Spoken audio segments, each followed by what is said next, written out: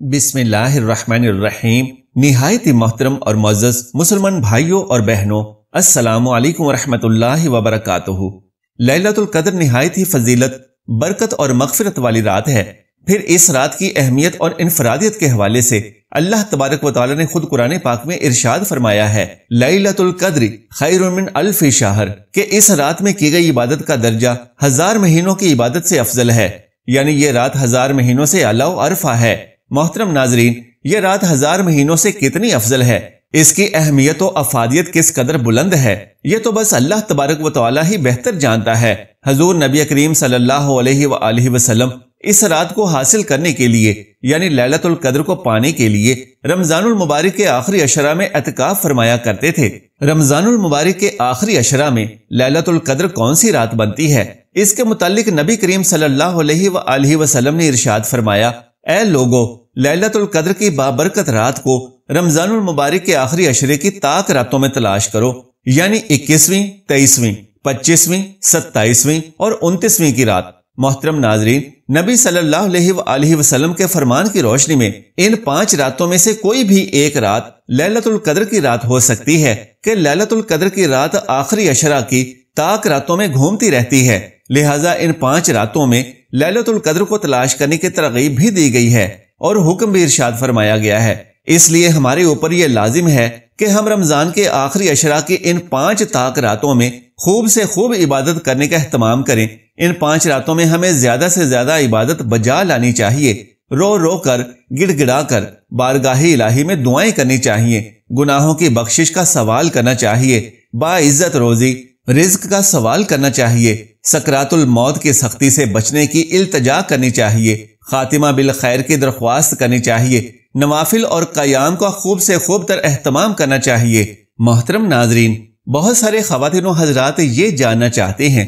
کہ شب قدر کے نوافل پڑھنے کا طریقہ کیا ہے، شب قدر کے نوافل کیسے پڑھیں، ان کی نیت کا طریقہ کیا ہے، کتنی رکعتیں پڑھیں اور ان میں کون سی صورتیں پڑھنا زیادہ افضل ہے۔ تو جان لیجئے کہ نوافل کے پڑھنے کا کوئی خاص طریقہ نہیں ہوتا، لیکن پھر بھی جو خاص طریقے بیان کیے جاتے ہیں ان کا پڑھنا زیادہ سے زیادہ مستحب ہے، لہٰذا نوافل کو کسی خاص ترکیب اور طریقے سے پڑھنا بدرجہ زیادہ بہتر ہے۔ لیکن یہ بھی یاد رہے کہ اصل مقصد رات کا قیام کرنا ہی ہے، اللہ تبارک و تعالیٰ کے حضور جھکنا اور سربسجود ہونا ہے، ذکر اذکار کرنا، تسبیحات پڑھنا، صغیرہ کبیرہ غلطیوں اور کوتاہیوں کی معافی کے لیے التجائیں کرنا، اپنے لیے، والدین کے لیے، دوست احباب کے لیے، عزیز و اقارب کے لیے اور اسی طرح سے پوری امت محمدی صلی اللہ علیہ وآلہ وسلم کے لیے خیر و سلامتی کی دعائیں مانگنا۔ آئیے یہ بھی جان لیجئے کہ یہ نوافل کیسے پڑھے جائیں۔ ناظرین کرام، جس طرح سے باقی کے نوافل پڑھے جاتے ہیں اسی طرح سے آپ جتنے بھی نوافل ادا کرنا چاہیں کر سکتے ہیں، لیکن بالخصوص ان نوافل کا ضرور اہتمام کریں جو اب بتائے جائیں گے۔ سب سے پہلے نمبر پر 2 رکعت صلاۃ التوبہ ضرور ادا کریں۔ صلاۃ التوبہ کی ادائیگی کے بعد رو رو کر اور گڑ گڑا کر اللہ تبارک و تعالیٰ کے حضور اپنے گناہوں کی معافی طلب کریں۔ 2 رکعت صلاۃ التوبہ کے پڑھنے کا طریقہ کوئی الگ اور منفرد نہیں ہے، بلکہ جس طریقے سے باقی کے 2 رکعت نوافل پڑھے جاتے ہیں بالکل اسی طریقے سے ہی یہ 2 رکعت صلاۃ التوبہ کے نوافل پڑھنے چاہیے۔ مثال کے طور پر جس طرح ظہر کے فرضوں کے بعد کی 2 سنتوں کے بعد جو 2 رکعت نوافل پڑھے جاتے ہیں، اسی طریقے سے ہی یہ 2 رکعت صلاۃ التوبہ پڑھنے ہیں۔ ان میں صرف نیت کرنے کا ہی فرق ہے اور نیت صلاۃ التوبہ کی کرنی ہے۔ نیت سماعت فرما لیجئے، میں نیت کرتا ہوں یا کرتی ہوں 2 رکعت نماز صلاۃ التوبہ کی واسطے اللہ تبارک و تعالیٰ کے منہ میرا خانہ کعبہ کی طرف، اللہ اکبر۔ اگر یہی نیت دل میں کر لیتے ہیں تب بھی درست ہے اور اس میں کوئی حرج نہیں ہے، نماز بالکل درست ہو جائے گی۔ اب صلاۃ التوبہ کے 2 رکعت نفل ادا کر لینے کے بعد پھر سے دعا مانگیں، گناہوں کی بخشش طلب کریں، اللہ تبارک و تعالیٰ سے باعزت روزی کا سوال کریں اور پھر اس کے بعد یہ 4 رکعت نوافل بھی ضرور ادا کریں۔ یہ حدیث مبارکہ ابن ماجہ میں موجود ہے۔ حضور نبی کریم صلی اللہ علیہ وآلہ وسلم نے اپنے پیارے چچا جان حضرت عباس رضی اللہ تعالی عنہ سے فرمایا، اے میرے چچا جان، کیا میں آپ کو عطا نہ کروں، کیا میں آپ پر احسان نہ کروں کہ جب آپ یہ عمل کریں تو اللہ تبارک و تعالیٰ آپ کے گناہوں کو بخش دے اور آپ کے تمام صغیرہ گناہوں پر کلمہ عفو پھیر دے۔ اس کے بعد پھر نبی کریم صلی اللہ علیہ وآلہ وسلم نے ان نوافل کا ارشاد فرمایا جنہیں صلاۃ التسبیح کے نوافل کہتے ہیں، یعنی کہ صلاۃ التسبیح کی نماز، لہٰذا ان نوافل کا آپ بھی اس رات میں ضرور اہتمام کریں۔ نبی کریم صلی اللہ علیہ وآلہ وسلم نے فرمایا، ہو سکے تو یہ نوافل روزانہ پڑھو، اگر یہ نہ کر سکو تو جمعہ کو یعنی ہفتہ میں ایک مرتبہ پڑھ لو، اور اگر ہفتہ میں بھی نہ پڑھ سکو تو ہر مہینہ میں ایک بار پڑھ لو، اگر مہینہ میں بھی نہیں پڑھ سکتے تو سال میں ایک بار پڑھ لو، لیکن اگر سال میں بھی نہ پڑھ سکو تو کم از کم اپنی پوری زندگی میں تو ان نوافل کو ایک مرتبہ ضرور پڑھ لو۔ اللہ تبارک و تعالیٰ ان نوافل کی برکت سے سابقہ تمام صغیرہ گناہوں کو بخش دیتا ہے، اور پھر یہ نوافل آپ کسی بھی وقت پڑھ سکتے ہیں۔ لیکن اصل مقصد یہ ہے کہ جس طرح سے ہم باقی بہت ساری عبادات کا اہتمام کرتے ہیں، تو اسی طریقے سے ہمیں شب قدر کی رات میں بھی ان نوافل کو ضرور پڑھ لینا چاہیے، کیونکہ ان کی فضیلت بہت ہی زیادہ بیان کی گئی ہے اور ان کے پڑھنے کا طریقہ بھی نہایت ہی آسان ہے۔ محترم ناظرین، صلاۃ التسبیح کی 4 رکعت نماز ادا کرنے کا مکمل طریقہ جان لیجئے۔ سب سے پہلے یوں نیت کیجئے، میں نیت کرتا ہوں یا کرتی ہوں 4 رکعت نفل صلاۃ التسبیح کی، واسطے اللہ تبارک و تعالیٰ کے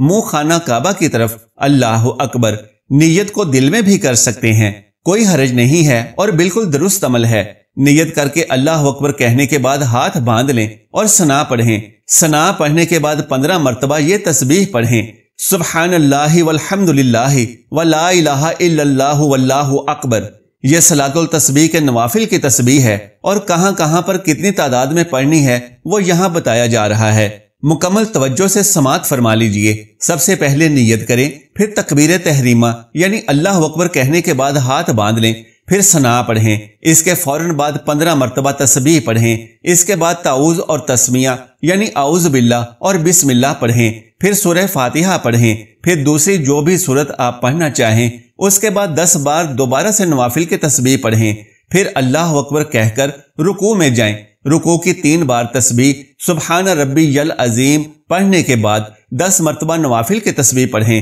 یعنی سبحان اللہ والحمد للہ ولا الہ الا اللہ واللہ اکبر۔ پھر سمع اللہ لمن حمدہ کہنے کے بعد رکوع سے اٹھنے کے بعد قیام میں ربنا لک الحمد پہلے پڑھیں، اس کے بعد 10 مرتبہ پھر سے نوافل کی تسبیح پڑھیں، پھر اللہ اکبر کہہ کر سجدہ میں جائیں۔ سجدہ کی 3 تسبیح یعنی سبحان ربی الاعلی کہنے کے بعد 10 مرتبہ نوافل کی تسبیح پڑھیں، پھر اللہ اکبر کہنے کے بعد اٹھیں اور 2 سجدوں کے درمیان یعنی جلسہ میں بیٹھ کر 10 مرتبہ نوافل کی تسبیح پڑھیں، پھر اللہ اکبر کہنے کے بعد دوسرے سجدے میں بھی ویسے ہی سجدہ کی 3 تسبیح پڑھ کر 10 بار نوافل کی تسبیح پڑھیں، پھر اللہ اکبر کہہ کر سجدہ سے اٹھ جائیں اور دوسری رکعت کے لیے قیام میں کھڑے ہو جائیں۔ اس طرح سے پہلی رکعت میں کل 75 مرتبہ نوافل کی تسبیح ادا ہو جائے گی۔ دوسری رکعت میں بھی سب سے پہلے 15 مرتبہ نوافل کی تسبیح کے بعد سورہ فاتحہ، پھر دوسری سورت، پھر 10 بار نوافل کی تسبیح، پھر رکوع میں بھی 10 مرتبہ نوافل کی تسبیح، پھر قیام میں بھی 10 مرتبہ نوافل کی تسبیح، پھر سجدہ میں 10 مرتبہ، پھر جلسہ کی حالت میں 10 مرتبہ، پھر دوسرے سجدہ میں 10 مرتبہ نوافل کی تسبیح پڑھیں اور پھر اتحیات میں بیٹھ جائیں۔ اتحیات پڑھیں، درود ابراہیمی پڑھیں، دعا پڑھیں اور پھر اللہ اکبر کہہ کر اٹھ جائیں۔ تیسری رکعت ثنا سے شروع کریں جیسے پہلی رکعت کی تھی، اور بالکل پھر سے پہلی اور دوسری رکعت کی طرح سے ہی تیسری اور چوتھی رکعت مکمل کریں، پھر اتحیات میں بیٹھ جائیں اور اتحیات کے بعد درود شریف اور دعا کے بعد سلام پھیر لیں۔ جب آپ یہ 4 رکعت نماز نوافل یعنی صلاۃ التسبیح پڑھ چکے ہوں گے تو اس کی ہر رکعت میں 75 بار نوافل کی تسبیح پڑھ چکے ہوں گے، اور یوں یہ تسبیح 300 مرتبہ مکمل ہو چکی ہوگی۔ یہ 4 رکعت صلاۃ التسبیح پڑھنے کے بعد جتنا زیادہ ہو سکے درود شریف پڑھیں، دوسرے ذکر اذکار کریں، کلمہ طیبہ یعنی لا الہ الا اللہ پڑھیں۔ آخر میں یہ بھی جان لیجئے کہ لیلۃ القدر کیسی ہوتی ہے، یعنی لیلۃ القدر کی کیا نشانی ہوتی ہے۔ صالحین کے تجربات کی روشنی میں یہ بات معلوم ہوتی ہے کہ اس مخصوص رات میں فرشتوں کے نزول کی وجہ سے ایک خصوصی راحت اور سکون محسوس ہوتا ہے، دلوں پر رقت طاری ہوتی ہے۔ اس مخصوص رات کی صبح کو جب سورج نکلتا ہے تو وہ 14ویں کے چاند کی طرح بغیر کرنوں کے ہوتا ہے۔ اس رات میں زیادہ سردی یا گرمی کا احساس نہیں ہوتا، بلکہ یہ رات انتہائی معتدل ہوتی ہے، اور جو بندہ اس رات میں خلوص کے ساتھ اللہ تبارک و تعالیٰ کی بارگاہ میں پیش ہوتا ہے، اسے معمول سے ہٹ کر ایک عجیب سا کیف و سرور محسوس ہوتا ہے، اور اس پر ایک وجدان کی سی کیفیت طاری ہوتی ہے حضرت عبداللہ ابن عباس رضی اللہ تعالی عنہما فرماتے ہیں کہ ایک بار حضرت عمر فاروق رضی اللہ تعالی عنہ نے صحابہ اکرام رضوان اللہ عنہم اجمعین سے شب قدر کے بارے میں سوال کیا تو سبھی صحابہ اکرام نے مختلف جوابات دیے۔ پھر آخر میں حضرت عمر فاروق رضی اللہ تعالی عنہ نے